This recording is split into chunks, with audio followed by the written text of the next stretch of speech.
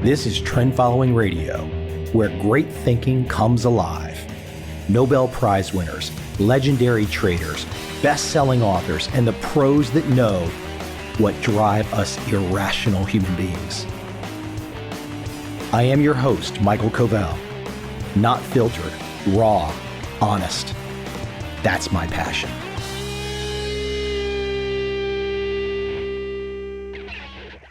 A few years back, a book appeared, made quite the wave. The Lean Startup, How Today's Entrepreneurs Use Continuous Innovation to Create Radically Successful Businesses. Eric Rice. Now, this book came out in 2011, and as I said, it kind of made a dent. The Lean Startup, meaning you don't necessarily have to start with the best laid plan of all this money from a bunch of investors, and you have to have it all figured out before you get there. Nah, that's not how it works. It works by being lean. And Ann Chang, my guest today, a close associate of Eric's, she is a leading advocate for social innovation. And to that end, she has authored Lean Impact, How to Innovate for Radically Greater Social Good. I have to raise my hand and say I don't know much about the nonprofit world, how money is distributed when people give, how that money is distributed, and what happens with the money. What's the process? Do the people that really need the money get the help? Is it efficient? Is it effective? I usually don't think about these issues, but Ann does. And taking her understanding of the lean startup, she's applied it to the world of social good. Meaning, if we're going to solve the big problems around this world, let's use effective technologies, effective techniques from the world of Silicon Valley. It makes perfect sense. You almost wonder, why has someone not thought of this, and why has not someone pushed in this direction before? Now, Ann would be very humble and say that other people are pushing, but she's the one that's authored the book. She's the one that's really laying down the hammer. So let's go ahead and jump right into my conversation with Ann Chang.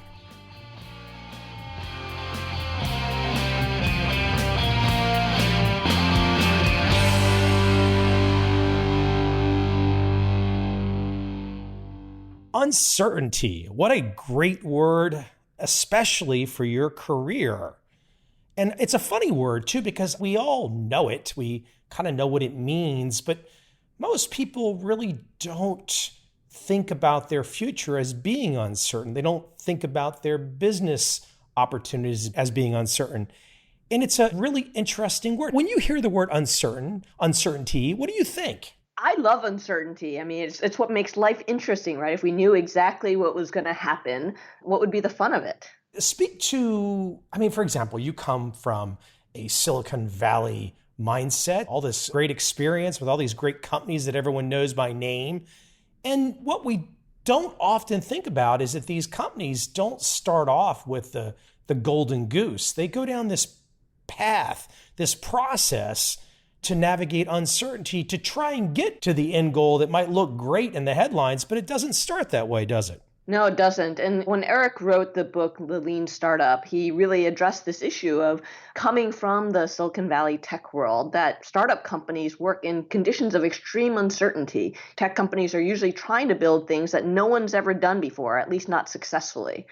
So there's an incredible amount of uncertainty. And with that uncertainty means we need to do business a very different way. If you know exactly what you need to do and how to deliver it, what you want to focus on is execution. You want to be something like a utility company where what matters is that you're reliable, you deliver exactly what you say you're going to do, and you do it as efficiently as possible. But if you're working in an area of extreme uncertainty, you just need to take a different approach. The approach should be less about delivering, because you don't really know how to deliver effectively for whatever problem you're trying to solve. But instead, you want to focus on learning and learning as fast as possible and taking the risks to experiment to find the solution that will really work for the problem that you're trying to solve. Does it frustrate you every day that more people don't know what you know? I don't know about that. I think that my experience is more that people recognize that there are different modes that are needed for different conditions, but there are many incentives in the system that force people often to take the wrong path. You mentioned The Lean Startup, Eric's book, a bestseller, I think back to like 2010, 2011, very well known, is really codified a certain thinking that Silicon Valley embraces. Before we jump into where you're at right now with the Lean Impact, why don't you go ahead and give my audience that perhaps is tuned out or tuned in or whatever, why don't you give them the broad overview of the Lean Startup and why it was such a successful book? Yeah, so with Eric, as we talked about, Eric really tackled this issue of how do you build products and services under conditions of extreme uncertainty. And the Lean Startup is not rocket science. It's essentially based on the scientific method. I think of it as an entrepreneurial version of the scientific method. Because if you're working in trying to solve a problem that you don't know exactly how to solve, you want to learn as quickly as possible. And you do that by coming up with a hypothesis about a particular solution that might work, framing a hypothesis about what you want to test, what you expect will happen. And then what he talks about is the build, measure, learn feedback loop, that you build an experiment, and he calls this a MVP or minimum viable product. So you want to build the smallest possible experiment that can help you learn. And then you measure the results. You look at what happened, gather the data, and then you learn. Did your experiment succeed, in which case maybe you can double down? Did it fail, in which case you might need to tweak your solution, or you may need to take a completely different path. And the key in this whole process is how quickly you can run through that cycle. I would say in the traditional world, the cycle of building, measuring, and learning when we were building software that was in shrink-wrap boxes was on the order of years. And I think that's still true in the social sector as well. And what we want to do is go from learning cycles of years to learning cycles of days or weeks. And you can imagine if you do that, that you're going to learn much more quickly and have many more chances to get at the right solution. Because the ultimate rationale behind this is that very few of us can design something perfectly from the start. There's incredible amount of variables. The world is getting more and more complicated. And so we need the humility to recognize that we're unlikely to have gotten it all right, and instead focus on how we can figure out what we got wrong as soon as possible so we don't waste a lot of time and money. So you lay that foundation. I would highly recommend my audience to check out the Lean Startup book. I'm sure you will too. And building off that foundation, of course, you have a close relationship with Eric. Why don't you talk about the pivot? Because here you are, very successful entrepreneur, executive, making your way through Silicon Valley, all these great experiences, and then you decide you're going to pivot. Speak to that pivot. And when I say pivot, you're really saying, hey, I'm going to go from being in this entrepreneurial world to more of the nonprofit world, the social doing good part of the world. I mean, we can all do good in our own way, but you made a real pivot to leave one world and go to another world. Speak to that motivation. Yeah, absolutely. And one thing I would say is I don't consider the world of social good any less entrepreneurial. In fact, I think there's some amazing entrepreneurial leaders, but it is a very different focus of focusing on purpose rather than profits. This is actually something that I had planned probably since my mid-20s. There's actually a woman I knew who left an executive job at Apple to go run a national nonprofit, and she inspired me to think I'd love to do the same thing, not necessarily run a nonprofit, but to mid-career, when I had some success in Silicon Valley, to go do something that was more meaningful, where I could help make the world a better place. And back then, I didn't decide exactly what I would do because I knew it was a long way off. But about 7 years ago, I decided it was time. It was time for me to make that pivot, if you will. And I started out by taking a leave of absence from Google and taking on this fellowship at the State Department. But less than a year in, I ended up resigning and extending my fellowship, and the rest is history. And I've never looked back. I think I wake up more excited to go to work every day now than I ever did, even though I loved what I did in Silicon Valley. As we start to tear apart how you have rewired or reworked or rewritten how social good should unfold, you just mentioned the State Department. I grew up in the Washington, D.C. area.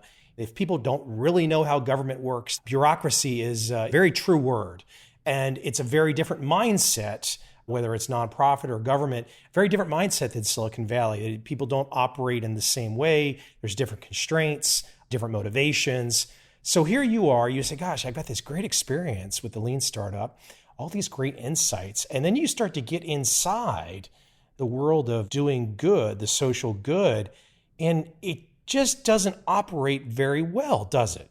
It was fascinating for me peeling away the layers and understanding how this different world worked. I mean, certainly dramatic cultural differences going from working at Google to going to work in the government. Before you go any further, can you explain what would be a great something that people could latch onto and say, okay, here's Ann talking about being in Google and here's Ann talking about being in State Department, and like a major difference that people can just grasp? I think the thing that was hardest for me, and this hit home for me more when I was at USAID than the State Department, just because of the role I was in. But the biggest shift is that Google and a lot of tech companies are very bottoms up in terms of how the organization is structured. And government is very tops down. And I would joke that at USAID, when I was in a senior role in government, the thing that I struggled with the most was that people took me way too seriously. Because in government, the senior leaders are supposed to have all the answers. But my experience is leaders are human too and are just as right and just as wrong as the rest of us. In Silicon Valley, there is this ethos that the smartest ideas can come from anywhere. But in government, everyone expects the ideas to come from the top. It speaks to perhaps the notion that when one takes a job or something in many of the government office, it's often about the resume and the grades and all this other kind of stuff. Whereas, you point out correctly, if somebody off the beaten path delivers a piece of code or an app or something that's fabulous, no one's really looking at their resume and saying, okay, the resume doesn't look very good. They're looking at what he did or she did. Yeah, absolutely. And I have to admit, it threw me off for a while because I didn't realize people were taking me as seriously. And so I would go around and brainstorm with my teams just like I was used to doing. And then I would find out months later that people took some random idea I threw out and thought that that was what they were supposed to do. Oh, so you mean when you say they take you serious, they weren't really viewing you as a peer. They were viewing you as the boss top down, and whatever she says is the spoken word, it's gold, and we can't question it. Yeah, and it's something I see all the time in government, not necessarily just with myself, but with other colleagues around me. And it's just a very different way of working. Let me send you into an example, something that you start your book off with. And it's a country that I've actually been to. I made some interesting observations walking around Yangon and Myanmar. But you kind of start your book off in Myanmar, and it's a fascinating take. Why don't you lead my audience through that and let them understand some of those aha moments you were having, which is ultimately going to lead to where our conversation is going today. When I made the shift into global development from the tech sector, I knew I had a lot to learn. And part of that learning was getting out into the field and understanding the real work of global development, which is really our effort in general to alleviate global poverty. And so one of the places I went to visit, among many, was Myanmar, into the Myanmar Delta, where a Typhoon Haiyan had really devastated the region quite a while ago. And it was always a poor region that needed a lot of assistance. And so I went there to see a program that was working with farmers to help them improve their farming techniques, form collectives, get better seeds and fertilizer, and be able to ultimately improve their livelihoods. Really inspiring, important project, and very much needed. And so I want to learn how this was being done. And first I went out to the fields, I saw the proud farmers who would show us the crops that they were growing. And it was very exciting as, you could palpably feel that you were making a difference in people's real lives. And then we went back to the offices to talk through what was going on and how it was happening. And the local staff there would show us their charts on the wall of how many farmers they reached each day and what their target was for the year and how they were doing relative to those targets. And they were generally on track. But then I stepped back and asked some questions. Well, so if you've reached 1,000 farmers, how did it work? Did they improve their incomes? And it wasn't something people really knew. They knew that they had done the package of things that they were intended to do, but they weren't necessarily sure how it worked. And then I asked, how have you improved what you've been doing over the few years that you've been doing this program? Like, what are the things that you've learned along the way? How have you improved things? How have you gotten better? And again, people were a bit stumped. And finally, I asked, how are you going to get this to even more farmers? There's a small region you're working in here. There's hundreds of thousands of farmers that could benefit. And again, they were stumped. And it wasn't that these people didn't care. I mean, these people dedicated their lives and worked in excruciating conditions in order to serve these farmers.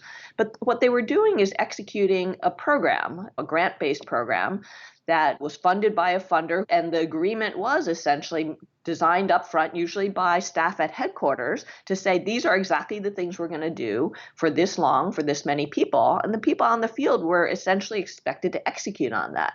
They weren't expected to ask the questions of how can we do better? How do we change what we're doing? How do we scale what we're doing? How do we even tell how well what we're doing is working? They were really expected to execute. Sort of like we were talking earlier about, they were operating the model of a utility company for the complexity and scope of problem that really was not well enough understood, and where the solution we had was far from sufficient from the needs. And so it was really eye-opening for me to say, hey, there's some structural issues in the way that we're going about global development, that if we had a different set of tools at the table that were more appropriate for the task at hand, we could do so much more. Now, it's interesting. We bring up Myanmar. My feeling on the ground in Myanmar a couple of years ago when I was there was like, okay, wow, this place has been under martial law for so long, but you can feel with just maybe perhaps some really big audacious goals, this country, I think it's around 60 million, maybe more. I mean, how many people really know that Myanmar has got 60 million people? And with this very Asian mindset, I mean, it's a place that's just ready to burst out and catch on fire in terms of growth. I mean, you could just feel that. And here you are kind of describing an example where maybe people almost have handcuffs on in terms of trying to get ahead in their particular example with the farming. I liken it to a lot of global development projects can seem like you're trying to empty the ocean with a spoon. We're doing good work, but it's for such a small fraction of the need that exists in the world. And rather than, in contrast in Myanmar, if you look at the proliferation of mobile phones, it went from almost nobody having a mobile phone to when they opened up the market, now almost everyone has a mobile phone, and not just a mobile phone, but a smartphone. Whereas the people who are still in the rural areas, who are working as smallholder farmers, their lives haven't transformed that much in terms of their farming techniques, even though they probably all have mobile phones now. Let me take you back to a word in your description that I think we should break apart, because I think it's going to really help to understand what your work and the Lean Impact is up against. And you use the word grant. And look, I'm a real novice here, so I'm just kind of like jumping into your world. And I can see there's all of these superstars around the world that have achieved immense fortunes. And many of them, maybe they fall into a certain system or process that's existed for a long time.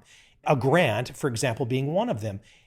What is your feeling in terms of your work? I mean, I imagine if you sat down with Bill Gates, and maybe you have, but I imagine if you sat down with Bill Gates, he's not going to go ahead and say, Ann, this is a terrible idea. But I can imagine that there are some deep pockets of money around the world that hear your work maybe for the first time, and maybe they don't like the way it sounds. Maybe it doesn't sound linear enough or efficient enough. They want that utility mindset, but we're just not making dents on so many of these problems, are we?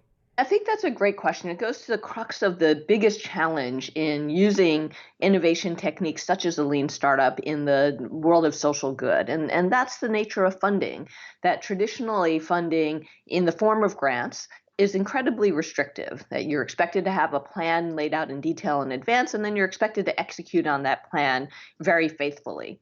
As we all know, that's not a great way to innovate. It's actually not a great way to do the best work possible when you have so little flexibility. It's essentially, the work is being micromanaged. And I think the reason that happens is that, people are worried that the money will be wasted. They want to understand what they're going to buy with their money. And again, that makes sense if you're tackling a problem that's well understood, where you have a solution that is completely sufficient. I would say that there's reasons that funders do this in addition to wanting to see tangible results. A lot of times funders, like when I was at USAID, which is one of the largest funders in the world, we were accountable to Congress. And so some of the restrictions were coming from Congress, and then they're accountable to the American people. So it's a very, very complex system, unlike in the private sector where both funders and companies have a lot more autonomy. But within that system, what I would say is there is a lot of flexibility. I think most people in the system do recognize that innovation is essential, given the pace of change that we're seeing around the world today, that we have to innovate if we're going to make a difference. And people are looking for better solutions. Even at USAID, as one of the most conservative funders out there, we were able to experiment with that. We did a number of things that looked at ways to crack that nut. And one of the things we did was with a program called Development Innovation Ventures, or DIV. It was a different kind of funding model that we created based off the venture capital model.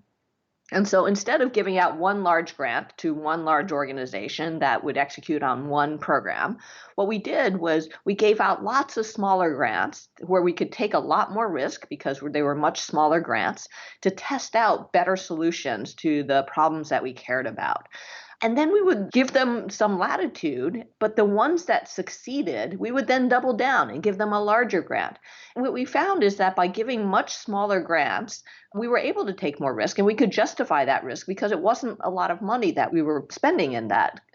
But then we could double down when people were successful, when organizations could show that their solution was far more cost effective than what preceded them. By tiering our funding this way, tiering based on evidence of success, we were able to create a different model that was used by DIV, by the Global Innovation Fund, and by many of our grand challenges for development that allowed for more flexibility, more risk-taking, more experimentation in one of the most conservative funders on the planet. Let me throw an example out as I'm going through your work, diving through, and I think of, for example, a situation in the States that we've had trouble with for a long time. What I like about your work is, for example, you say, hey, you've got your 3 guiding principles for change makers. Think big, set that audacious goal, start small, run the experiments, and relentlessly seek impact. Fall in love, as you say, with the problem, not your solution. So for me, I say, gosh, one of the things that socially we've talked about in the States for so long that we don't have a solution for. If I was to pick a particular city, I could think, my gosh, we would really like to see young males killing each other in the city of Chicago to stop. Now, if you put that question across the TV, across the cable news shows at night, you're going to have immediate politics, both sides, and then nothing gets done. Whereas if we actually said, okay, our big audacious goal is to stop the deaths of young guys in Chicago by 90% in 2 years, and then start to tackle it that way, then get at the micro level to really start to make some experiments and see if we can go about solving it without the big political grandstanding, we might make some progress. Am I starting to get into your mindset a little? Yeah, absolutely. And I would say it's not only political grandstanding. That is certainly something that can get in the way of many, many things. But it's also just our natural human inclination as well as institutional inclination to want to deliver tangible results. So when you're tackling, an issue like gun violence or poverty or inequality, and you're seeing people suffering, there's a natural inclination to do as much as possible today. And when we deliver as much as possible today, it doesn't leave a lot of room to experiment, to try to figure out how we could do it better. So I just think there needs to be a balance of both things. Absolutely, we can't stop delivering and serving the needs of today, but we need to also invest in figuring out how we can do better so that we will, over time, be able to get a handle over the whole problem. And I think the first principle of lean impact is to think big, because I think this is one of the first places we go wrong, is that when it comes to social good, we tend to plan based on constraints, whether it's the constraint of how many dollars you have, how many staff members you have, the size and scope of a particular grant you're applying for. We look at the resources we have available to us and we think, what can we do with that? Instead, what I try to do is flip that on its head in lean impact and say, rather than looking at what you have and what you can do with it, look at what is needed in the world. What is the size and scope of the need in the world? And set an audacious goal. We've seen audacious goals like sending a man to the moon galvanize people to try to take risks to find that solution. So set that audacious goal. Be very clear on what we're trying to accomplish and what success looks like. And then when you start experimenting with different solutions, you can match yourself up to that goal and say, hey, is this solution potentially going to get me there? Or are we still just trying to empty the ocean with a spoon? I mentioned your phrase a second ago, love the problem, not your solution. This is kind of a version of process beats outcome. I mean, if we just sit around and only think about the outcome all day long without kind of grinding away on that process, we just don't make any progress. That quote also refers to the fact that in the world of social good, people really tend to fall in love with their solutions. It's because it's the thing that we go out and pitch to funders. It's the thing that that we have poured our hearts into, that we have seen make a difference in at least some people's lives, it's the thing that differentiates us as an organization. And so there's a natural tendency to drink our own Kool-Aid and think that whatever our solution is the best thing since sliced bread. Instead, what I really encourage is for people to look at the data to see, is your solution really better along these dimensions of value, growth, and impact, and compare yourself to what other people are doing and what is really needed given the scope of the problems in the world.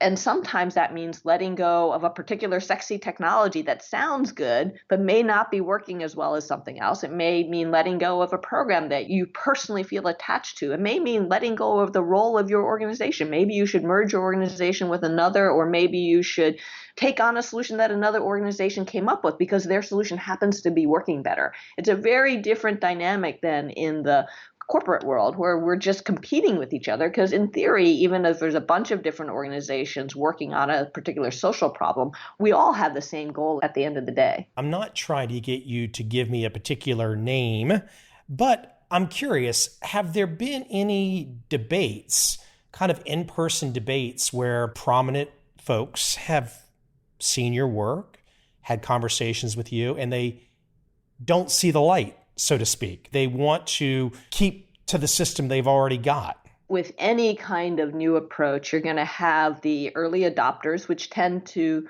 be dominated by the smaller, more nimble organizations that have a lot more flexibility. And then you have the later adopters who are in institutions where they've been doing things a certain way for a long period of time. And there's a lot of inertia to change. I mean, some of it is cultural, some of it is the system, and some of it is just inertia. Let me see if I can press you a little bit more. Have you had any of those conversations, though, that really come to mind with, and again, the name's not important, but where someone really just, they couldn't see what you could see, or they were trying to protect what they have? Because I mean, I got to think that a lot of this, like, especially I see in government too, is that it really becomes less about doing perhaps the right thing, and it's more about kind of protecting turf and territory. I wouldn't say it's so much that people don't see the value. If I have a full conversation with someone, usually people can see the value. Sometimes it takes a little time for people to understand how it applies in their context. Depending on the type of problem they're working on, they don't necessarily see how these tools can be fit into the particular context they're working in. But when I've had the time to really have a full conversation with someone, most people I've experienced can see the applicability, maybe not 100%, but at least partially. But what I've seen more often is that we have the conversation, they get excited about it, they go back to their desk, and then all of the incentives in the system cause them to go back and do things the way they've always done them, because they're not going to be able to keep the doors open if they go off and do something so differently, because they still have grants to apply for and grants to deliver on and so forth. The social sector organizations, nonprofits in particular, are used to being very risk averse. Taking the risk to stick your neck out a little to push back on a donor, to take a risk in running a program a different way than you've done it before, or try to even take some of your own unrestricted funding and invest in experimenting to come up with a solution that might be better. These are risks that nonprofits just are not culturally accustomed to taking. One of the cool things that I've seen you mention, and here we are, we're talking about international development.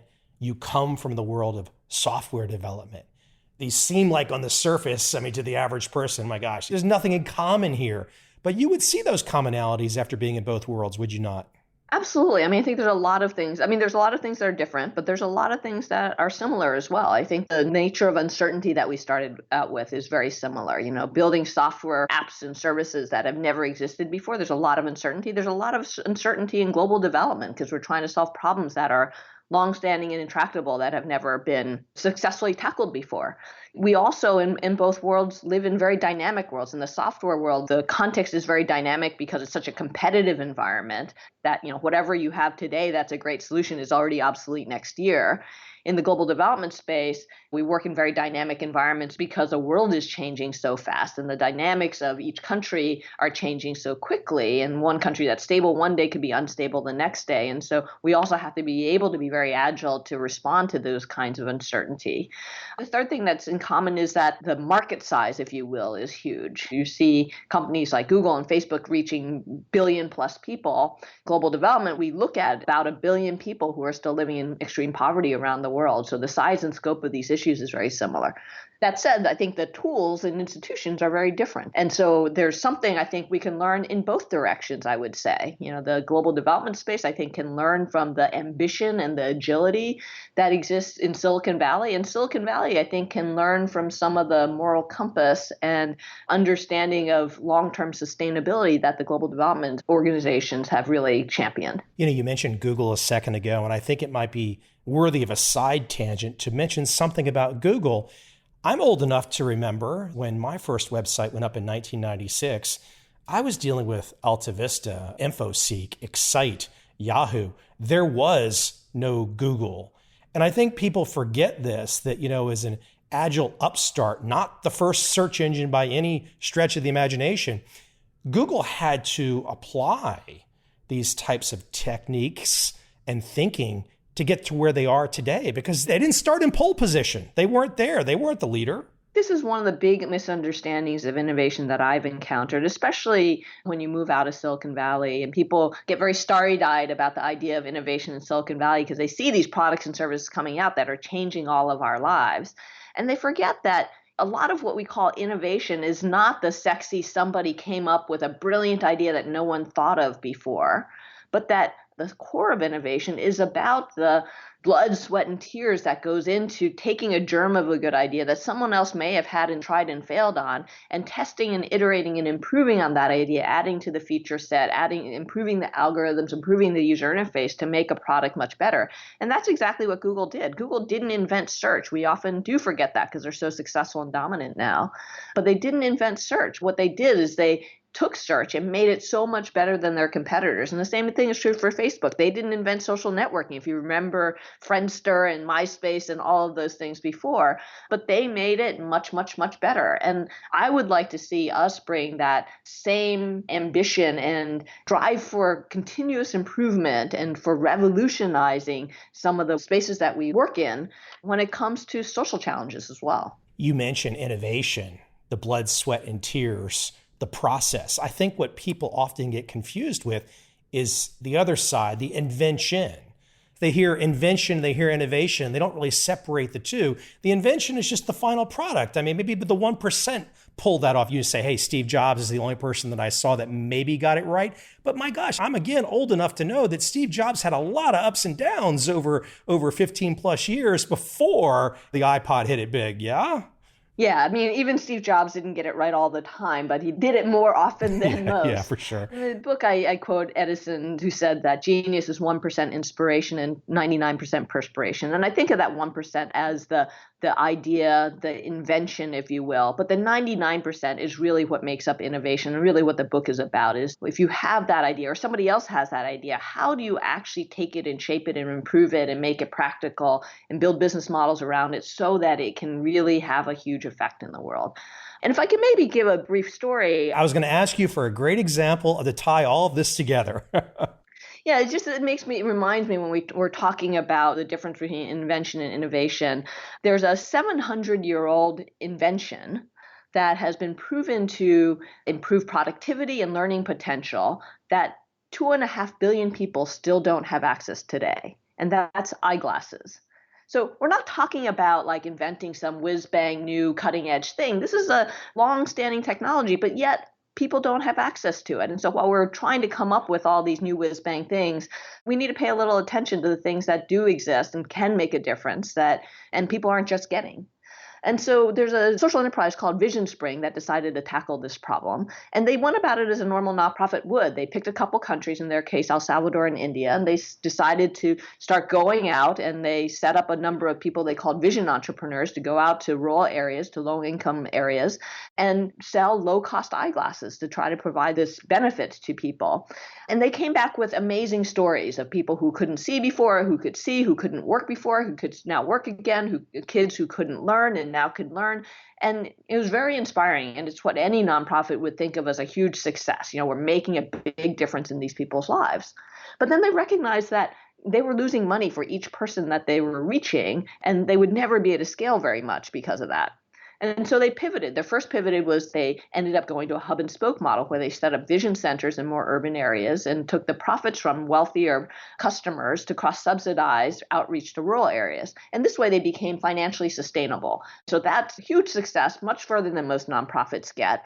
They were able to serve even more customers that way. But they recognized that it would take them decades to build out the infrastructure to reach all the customers around the world that could benefit. And so they pivoted again. They decided to work through partnerships, and they had a partnership with an organization called BRAC in Bangladesh, who already had a network of community health workers spread throughout the country, in every corner of the country. And they partnered with them to sell eyeglasses through their network. And so BRAC community healthcare workers had another item in their basket of goods that they could offer their patients. So they were really happy. Vision Spring was getting to a lot more people. And together, they've been able to now serve over 1 million people. And through other partnerships, Vision Spring has reached 4.5 million. Now, that sounds pretty impressive for a nonprofit that you've reached 4.5 million people and really changed their lives for the better.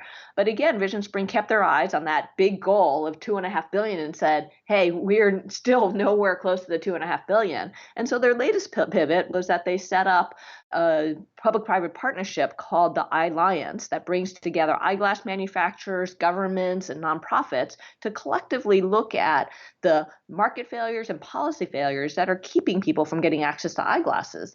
How do we get companies to invest the R&D to develop lower cost eyeglasses? How do we get them to distribute to more rural areas and more poor areas? How do we get governments to provide this as a service to their citizens? One of their earliest wins was a MOU with the government of Liberia who agreed to basically distribute eyeglasses through their community health care worker network as well as through their public schools. So you look at this evolution of Vision Spring trying to tackle this problem. I think what really stands out to me is, one, it's not a new invention. It is a 700-year-old invention that just wasn't getting out there. Two, they had the audacious goal, 2.5 billion people, and they kept their eye on that goal, and they kept looking at what they were doing and whether it would get them to that goal. And three is that they were flexible enough to pivot along the way. They recognized when they were on a path that was not going to be sufficient, and they took radically different paths multiple times in order to get there. And I think this journey looks very different than the journey of a private sector company might, but those principles, I think, still hold. One of those principles that I've seen you talk about is that for those beneficiaries of social good, to think of people in these situations as customers. And you make the point that we can often go wrong because we think we know what these people need, whereas they actually know what they want. It seems like to me there's a little bit of I don't know if arrogance is the right word, but maybe a touch, that here we want to give to a certain group in need. And they're kind of saying, well, hold on, we actually desire something else. And that flexibility is not necessarily been there. And you give a great example. I'm pretty sure, there's a water purification issue in Cambodia, if I'm not mistaken. I think I know the example you're talking about. And this is one of the big challenges in the social sector is that in business, your customer is usually the one who pays for your product and service. So you have an automatically nicely built-in feedback loop, right? If you offer your product or service and no one buys it, you learn very quickly that you're off the mark. In the social sector, where your customer, your beneficiary, if you will, is different than your funder, your feedback loop is much more complicated. You're dealing with two customers. What your funder wants to pay you to do may or may not be what your beneficiary actually wants from you. It can result in, as you say, a lot of situations where we're giving beneficiary things that they don't really care about or they don't really want. So we need to be much more conscious about ensuring we build those feedback loops. I think the example that you're talking about in Southeast Asia is a project that PATH did to provide water filters to families. And they did take a lean approach where they tried to design a few different water filters to see what would be most interesting to families. In this case, they were actually selling them. So they were able to build in that feedback loop. And it's in part why Vision Spring actually chose to sell their glasses for a low dollar amount, is because it's a great way to drive that feedback loop. So PATH designed for these low-income families a couple different versions of water filters. One was the cheapest possible version that basically looked like a bucket. And And then they had a nicer version that cost twice as much, but had a much nicer design, looked more aspirational, and so forth. And they sold them in stores to see what people would choose. And we would all think that people who are very poor, who have limited budgets, would choose the least expensive version. But 3 times as many people bought the one that was twice as much. And the reason for that, when they asked, was that even though these families were very poor, they still had human dignity, and they felt like the cheapest version would look like a garbage bucket sitting in the middle of their home, and it was something that they would be embarrassed by, whereas they'd be proud by something that looked like a water filter that you or I might have in our homes, and it would make them feel like they're moving up in the world. And so a lot more people chose that. The point of the story is just that we can't assume and project our own biases into the choices that we make for other people. We need to really engage, and I talk about getting proximate. We need to engage the quote unquote beneficiaries or customers every stage of the way when we're designing solutions for them, to understand what their problems really are, to have them help us design solutions that are really relevant for their lives, and to prioritize the things that they care about, not the things that we care about. Otherwise, we can just be trying to give people spinach to eat because we think it's good for them, but it may not be what they want for themselves, and you're not going to get very far that way. I can think back to when I was a kid, they would hand out the little boxes and they would try to collect money for folks around the world that were dealing with poverty. But now, as you mentioned, for example, in Myanmar, everyone has not just a phone, it's a smartphone. And you just mentioned, we talked about the example of the water purifiers in Cambodia, and there's that aspirational aspect. You know, I got to think, and maybe we all forget this in the first world, but somebody in the third world doesn't mean that they are, for example, a less IQ or something. They want to have, and they will get, many people will get right to where the first world is. So I think we sometimes perhaps, and I would love your comment on this, when we give to people in a social good situation, I'm not going to say looking down, but as you mentioned, it's human dignity. People want to get ahead. If we can help someone to get ahead with either the right funding for the right situation, the right piece of education, those folks will take off and run with it. Nobody wants to be stuck in those situations. Yeah, absolutely. I mean, I forget whose quote it is, but I love the quote that says, talent is equally distributed around the world, but opportunity is not. I think a lot of times people just need the opportunity to be able to get on the first rung and be able to be entrepreneurial and make their lives better. And they just don't have the resources to be able to do that. I think part of it is that, we project what people may want, but part of it is just that we may have cultural miscues. One other just very quick example is when D-Light was starting to sell their solar lanterns. They're a social enterprise that has sold millions of solar lanterns. When they first started figuring out how to sell solar lanterns in some low-income areas in Africa, they, again, tested a number of different lanterns. They just took lanterns from existing manufacturers before they invested in trying to figure out how to reduce the cost of manufacture their own. They wanted to see which lights people liked the most. We here in the Western world, we always are very fond of the sort of incandescent lights that are a little warmer, sort of yellow tone, and we find fluorescent lights that are sort of more bluish in color, really harsh, just culturally what we grew up with.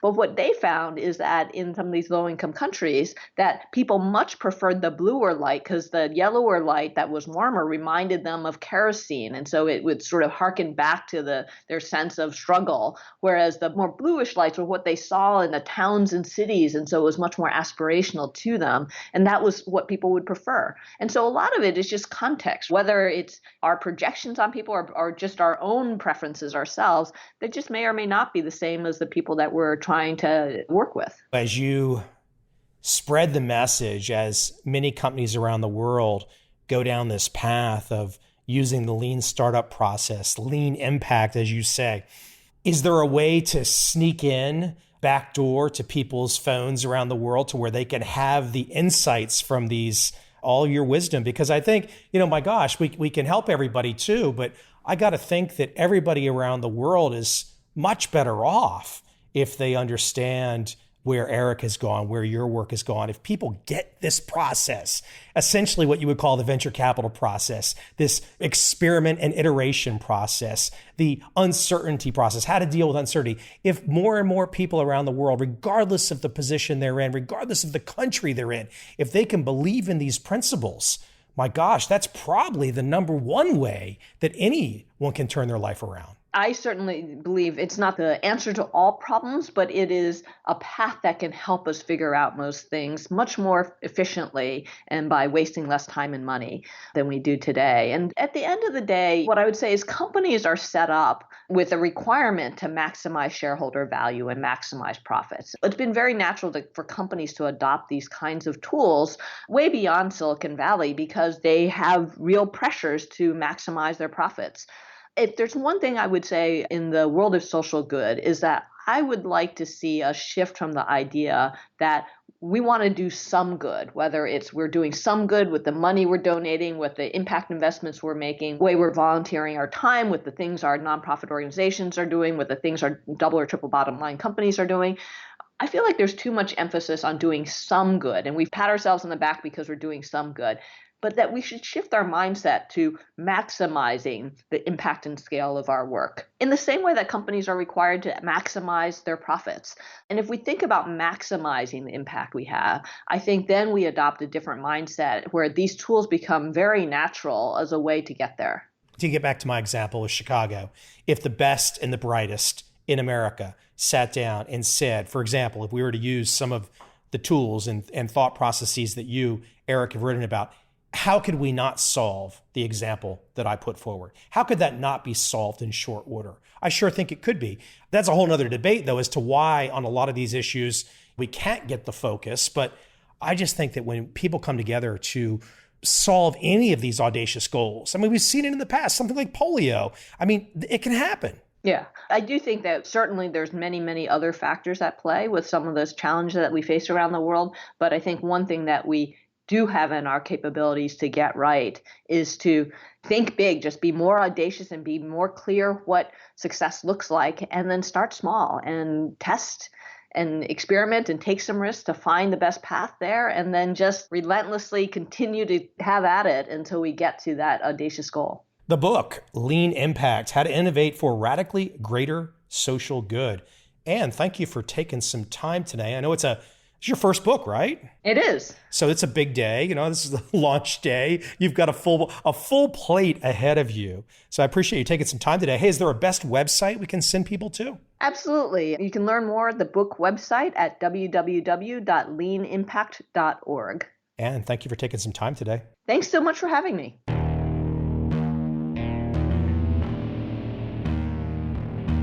I see a time when those awake will understand how to make money in up, down, and surprise markets.